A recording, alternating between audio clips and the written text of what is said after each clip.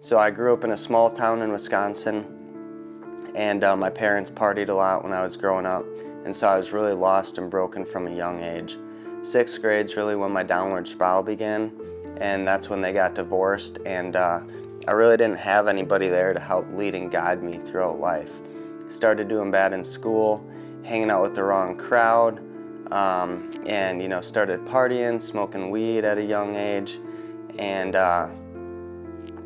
I just didn't know any better. Gratefully, through my aunt and uncle, they always tried to do the best they could for me. They were into dirt bikes, racing motocross. I was lucky and fortunate to get into that. But being this lost and broken kid, with motocross comes injury.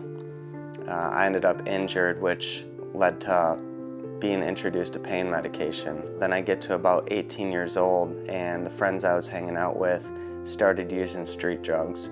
And at 18 years old is when I got introduced to heroin. For me, it was just a really brutal situation because that drug's so powerful, and I guess I just kind of fell in love with it. Not because I liked using drugs, but because it took the pain away, the pain that I've been holding on to for so long in life. And once I started using heroin, that took me on 10 years of accidental overdoses, probably 7 overdoses. Somehow I'm still here. In and out of jail for years. Rehabs all over the country that would work for a little bit until it wouldn't work. And coming into 2021, I was back into motocross, back doing good for what I thought was good. And I'm going to sell a dirt bike.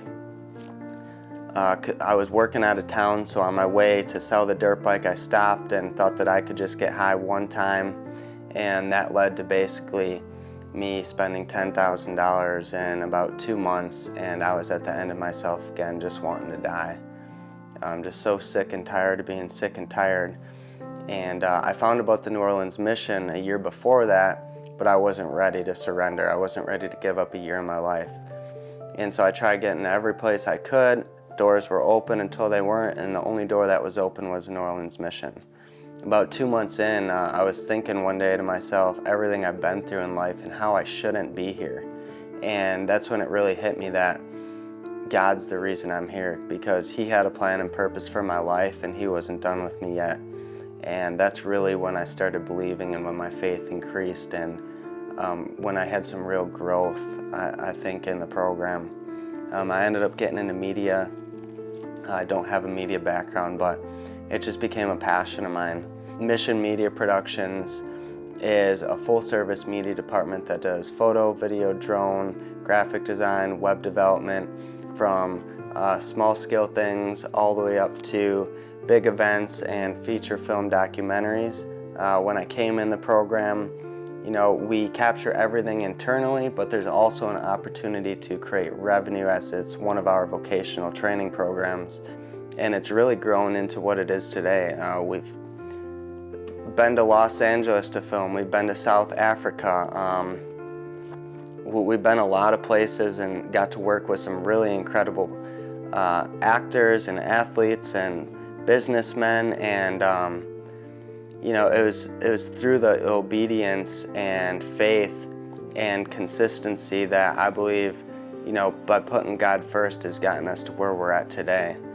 And it's just been a really incredible journey and experience, and I'm just grateful for everything that the New Orleans mission's done for me, and I'm really excited for what the future holds.